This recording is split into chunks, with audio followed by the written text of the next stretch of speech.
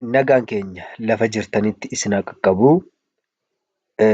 Guyyaa har'aa kana immoo barnoota afaan Oromoo bifa gaariidhaan isiniif qabadheen dhufeen jira. Barnoota afaan Oromoo ani torbanitti isiniif gadhiisu namoonni baay'een irraa barachaa beekumsa garaa garaa akka isin irraa argachaa jirtan karaa koomentiis karaa bilbilaas na qaqqabaa jirtu. Galanni keessan danuudha jechaa. Guyyaa har'aa kana immoo kanan isiniif qabadheen dhufeen jiru jechoota dheeraa hudhaa qaban kan jedhu isiniif qabadheen dhufeen jira. Karuma kanaa namoonni sabiskiraayib, foloo, sheer hin goone sabiskiraayib, sheer, foloo gochuudhaan maatii urjii tuubii ta'aa isiniin jedhaa. Namoonni immoo biyya alaaf biyya keessaa teessanii barnoota afaan Oromoo qubeerraa kaatanii hanga barreessuuf dubbisuu dandeessanitti namoonni barachuu barbaaddan karaa lakkoofsa bilbilaa fuula iskiriinii kanarratti mul'atu kanaan nuuf bilbiltanii barachuu ni dandeessu. Karaa kam isinii bilbilla yoo jettan karaa waasaappii, karaa imoo, karaa zuumii, karaa telegiraamii nuuf bilbiltanii barnoota keessan akka gaariitti barachuu ni dandeessu. Egaa walumaa galatti jechi tokko keessatti hudhaan akkamitti galti yoo jenne mallattoon hudhaa kun ishee kanadha.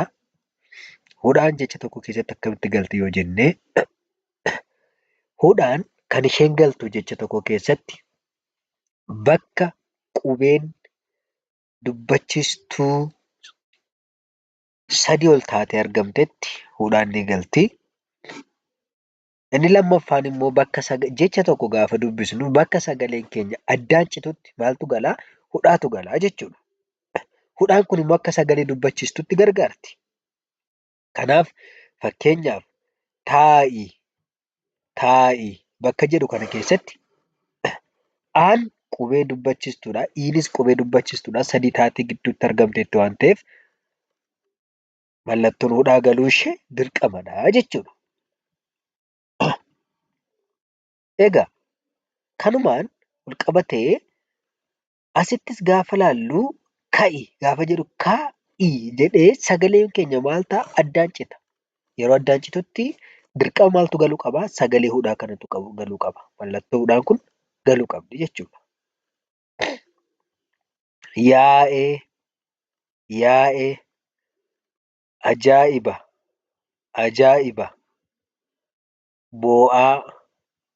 boo'aa, daa'ima,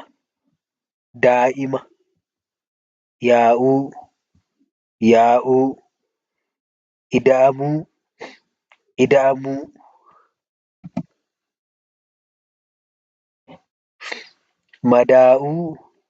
madaa'uu, mo'eera, taa'eera,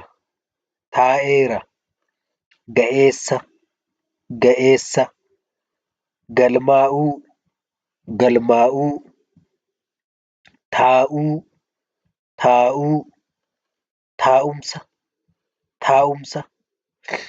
ga'umsa,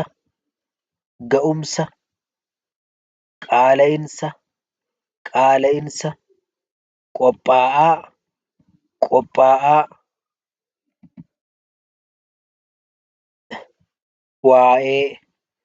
waa'ee, xaa'oo, bu'uura, boo'icha, yaa'ii, hoo'aa, gaa'ila,